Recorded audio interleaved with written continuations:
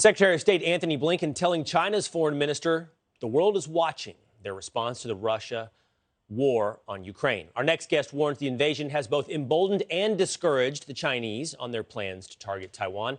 Author and Gatestone Institute senior fellow Gordon Chang joins us now. Gordon, great to talk to you again. Emboldened and discouraged. That's interesting. Let's go through those one at a time. So China's looking at Russia's invasion of Ukraine. How are they emboldened? They're emboldened because there was a general breakdown of deterrence will.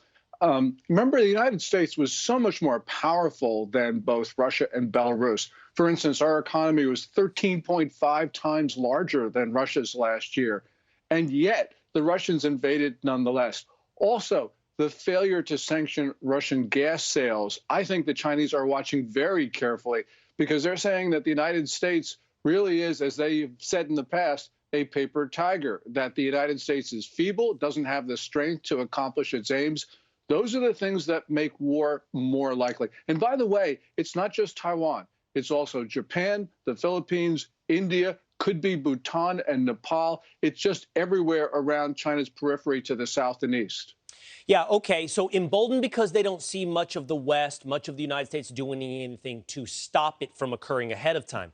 But I would have to think when you say they've been discouraged, Gordon, there have been heavy economic sanctions now imposed upon Russia, corporations included, pulling out of business with Russia. Would they do the same with China? That's the great unknown. And I think China's probably asking themselves that same question. Oh, absolutely. The financial sanctions, for instance, freezing bank accounts and removal of some banks from SWIFT, is important. But really, I think that the most important factor discouraging the Chinese is the heroic actions of the Ukrainian people. Beijing's view of the world, decade in and decade out, is that big countries get to do what they want.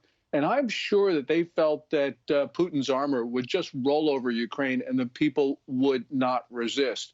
When you come to Taiwan, that is a factor in Chinese minds. Because remember that in Taiwan, people self-identify as Taiwanese overwhelmingly. About 85% say they're Taiwanese only, not Chinese. Those who identify themselves on the island as Chinese only is low single digits. And that means you're going to have a people who will resist, especially in the mountainous areas of Taiwan, which is about a majority of the island. Right. Yeah. So in other words, they see we might have a very much bigger fight on our hands than we would have anticipated. And then that gets ugly and drawn out and provokes the world's response. Gordon, thank you for that. Both emboldened and discouraged. We hope we'll keep our eye on China throughout this process. Thank you, Gordon.